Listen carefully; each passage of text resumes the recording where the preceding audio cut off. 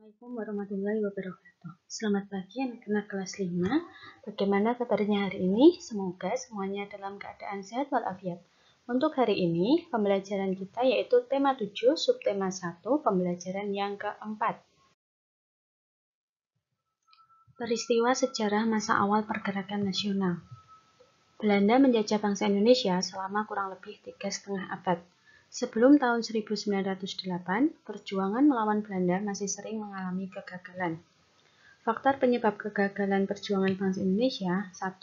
Kalah dalam persenjataan. 2. Perjuangan bersifat kedaerahan. 3. Perlawanan tidak dilakukan secara serentak. 4. Belanda menerapkan politik adu domba. 5. Masih tergantung pada pemimpin. Jika pemimpin tertangkap, perlawanan terhenti. Berdasarkan pengalaman tersebut, kaum terpelajar ingin berjuang dengan cara yang lebih modern, salah satunya menggunakan kekuatan organisasi. Lahirnya organisasi-organisasi tersebut menandai lahirnya masa pergerakan nasional. Pergerakan nasional adalah bentuk perlawanan bangsa Indonesia terhadap kaum penjajah tanpa menggunakan kekuatan bersenjata, namun menggunakan organisasi yang bergerak di bidang sosial, budaya, ekonomi, dan politik. Awalnya, berdirinya organisasi-organisasi pergerakan nasional untuk meningkatkan kesejahteraan rakyat yang mengalami penderitaan akibat penjajahan, namun pada akhirnya digunakan untuk mewujudkan kemerdekaan. Faktor yang mempengaruhi pergerakan nasional dibagi menjadi dua, yaitu faktor internal dan faktor eksternal. Yang pertama, faktor internal adalah faktor yang berasal dari dalam negeri. 1. Perlakuan diskriminatif dari Belanda yang menumbuhkan perasaan senasib. 2. Adanya kenangan kejayaan masa lalu. 3. Lahirnya kaum cendekiawan. 4. Lahirnya kelompok terpelajar Islam. 5. Kesadaran bangsa Indonesia sebagai bangsa yang ingin hidup bebas dan merdeka. Sedangkan faktor eksternal: 1. Kemenangan Jepang atas Rusia pada tahun 1905. 2. Kebangkitan nasional negara-negara tetangga seperti India dan Filipina. 3. Pengaruh masuknya paham-paham baru seperti nasionalisme dan demokrasi. Kemudian ciri-ciri pergerakan nasional. 1. Pergerakan bersifat kebangsaan atau nasional. 2. Menggunakan sistem organisasi modern, demokratis, dan tidak berpusat pada pimpinan. 3. Didirikan oleh kaum terpelajar. 4. Bentuk perjuangan tidak bersifat fisik, melainkan gerakan sosial, ekonomi, dan pendidikan. Yang pertama, itu ada masa awal pembentukan pergerakan nasional, yaitu tahun 1908 hingga 1920. Masa pembentukan adalah masa awal pergerakan nasional yang ditandai dengan berdirinya organisasi-organisasi modern. Organisasi masa awal pembentukan pergerakan nasional yang pertama ada Budi Utomo. Didirikan pada tanggal 20 Mei tahun 1908 oleh para mahasiswa Stovia di Jakarta, diketuai oleh Dr. Sutomo. Budi Utomo berarti usaha mulia. Sebagai organisasi modern yang pertama di Indonesia, pemerintah Indonesia menetapkan tanggal berdirinya Budi Utomo sebagai Hari Kebangkitan Nasional. Kemudian organisasi yang kedua ada Sarekat Islam. Awalnya bernama Sarekat Dagang Islam, didirikan di Solo oleh Haji Samanhudi. Tujuan utama didirikannya Sarekat Islam adalah menghidupkan kegiatan ekonomi pedagang Islam Jawa. Tujuan Sarekat Islam ditinjau dari anggaran dasarnya: 1. Mengembangkan jiwa dagang. 2. Membantu anggota yang mengalami kesulitan usaha. 3. Memajukan pengajaran dan semua usaha menaikkan derajat rakyat. 4. Menentang pendapat yang keliru mengenai agama Islam. 5. Hidup menurut perintah agama. Kemudian yang ketiga ada Muhammadiyah. Muhammadiyah didirikan oleh Kiai Haji Ahmad Dahlan. Didirikan di Yogyakarta tanggal 18 November tahun 1912. Asas perjuangannya adalah Islam dan kebangsaan Indonesia yang sifatnya non-politik. Kemudian yang keempat ada Indische Partij, Tokoh-tokohnya ada Ernest Dewsdeker, dua ada Dr. Cipto Mangunkusumo, dan Ki Hajar Dewantara. Didirikan di Bandung 25 Desember 1912 oleh 3 serangkai. 3 serangkai itu ada Ernest Dewsdeker atau Setiadi Danudirjo, kemudian ada Dr. Cipto Mangunkusumo dan Ki Hajar Dewantara atau Suwardi Suryaningrat.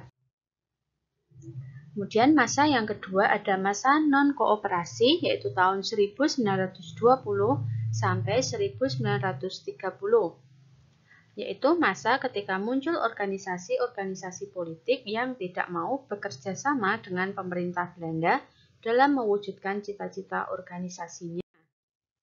Organisasi pada masa non-kooperasi yaitu 1. Perhimpunan Indonesia atau PI, didirikan tahun 1908 oleh orang-orang Indonesia yang ada di Belanda.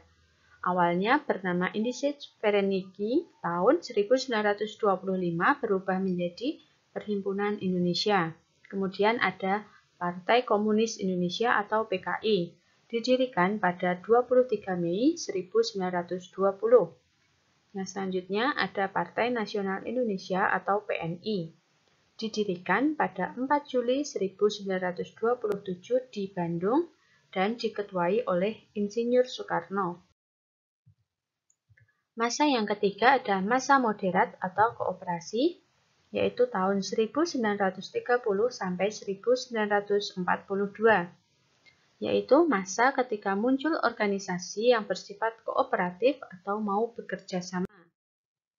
Organisasi pada masa moderat yang pertama ada Parindra atau Partai Indonesia Raya, dipimpin oleh Dr. Sutomo sampai wafatnya tahun 1938. Dasar organisasi Parindra yaitu nasionalisme Indonesia Raya, sedangkan tujuannya yaitu Indonesia mulia dan sempurna. Organisasi yang kedua ada Gerindo atau Gerakan Rakyat Indonesia, didirikan tahun 1937. Tokoh-tokohnya diantaranya ada Sartono, Akagani, Sanusi Pane, Sipahutar, dan Muhammad Yamin. Kemudian ada GAPI atau Gabungan Politik Indonesia yang didirikan tahun 1939. Anggota dari GAPI yaitu ada Parindra, Gerindo, Pasundan, Persatuan Minahasa, PII atau Partai Islam Indonesia, PPKI, Persatuan Partai Katolik Indonesia, dan PSII atau Persatuan Sarekat Islam Indonesia. Kemudian kita akan belajar mengenai kebangkitan nasional, yaitu masa ketika bangkitnya rasa dan semangat persatuan, kesatuan, nasionalisme, dan kesadaran untuk memperjuangkan kemerdekaan Indonesia yang sebelumnya tidak pernah muncul selama penjajahan. Perkembangan masyarakat Indonesia. Yang pertama di bidang pendidikan. Munculnya kaum cendekiawan yang menjadi pelopor dan pemimpin organisasi pelajar atau organisasi mahasiswa. Kemudian di bidang politik, banyak muncul organisasi pergerakan yang menyuarakan aspirasi rakyat dan muncul paham-paham baru seperti nasionalisme, demokrasi, maupun liberalisme. Kemudian di bidang ekonomi, ada upaya penghapusan eksploitasi ekonomi asing dan membentuk masyarakat yang bebas dari kesengsaraan, kemiskinan, dan meningkatkan taraf hidup bangsa Indonesia.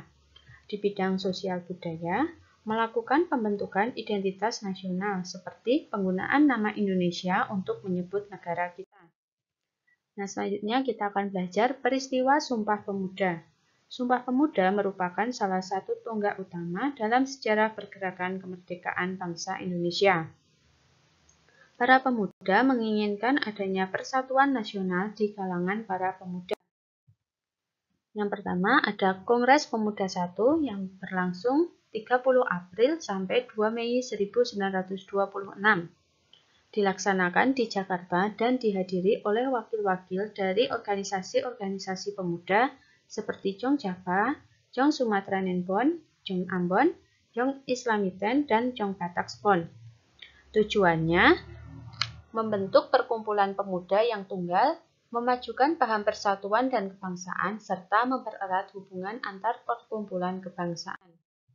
Kemudian yang selanjutnya ada Kongres Pemuda II, berlangsung di Jakarta pada tanggal 27 sampai 28 Oktober 1928. Hasil keputusan Kongres Pemuda II, 1. Menerima lagu Indonesia Raya ciptaan W.R. Supratman sebagai lagu kebangsaan Indonesia. 2. Menerima Sang Merah Putih sebagai bendera Indonesia. 3. Semua organisasi pemuda dilebur menjadi satu dengan nama Indonesia Muda, berwatak nasional dalam arti luas. 4. Diikrarkannya Sumpah Pemuda oleh semua wakil pemuda yang Ikrar Sumpah Pemuda. 1.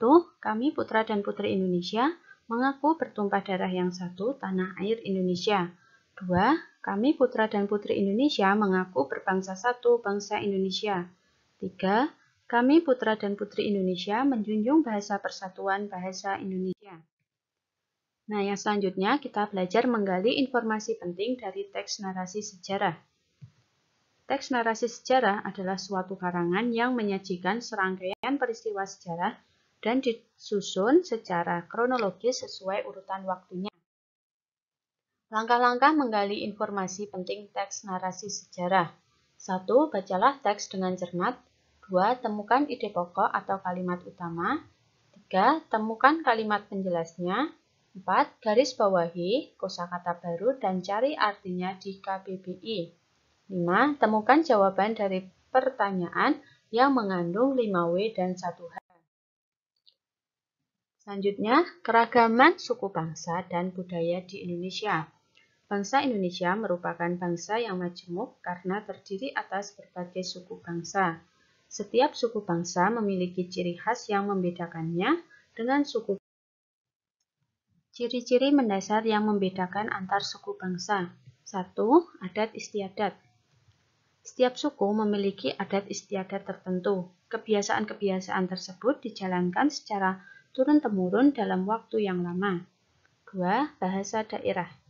Setiap suku memiliki bahasa daerah tertentu. Bahasa tersebut digunakan untuk berkomunikasi dengan orang lain yang satu suku. Jika sudah berbeda suku, maka menggunakan bahasa nasional yaitu bahasa Indonesia. 3. Sistem kekerabatan. Sistem kekerabatan merupakan sistem keturunan yang dianut oleh suku bangsa tertentu. Ada 3 sistem kekerabatan. Yang pertama, patrilineal, yaitu sistem keturunan berdasarkan garis ayah. 2. Matrilineal, yaitu sistem keturunan berdasarkan garis ibu. Dan yang ketiga, yaitu sistem kekerabatan dengan menggunakan 2 garis keturunan. Yang keempat, ada kesenian daerah. Setiap daerah memiliki kesenian daerah yang berbeda-beda. Bentuk kesenian daerah antara lain seni lukis, seni musik, seni tari, seni ukir, dan seni pahat. Nah, cukup sekian materi pembelajaran kita hari ini. Terima kasih. Wassalamualaikum warahmatullahi wabarakatuh.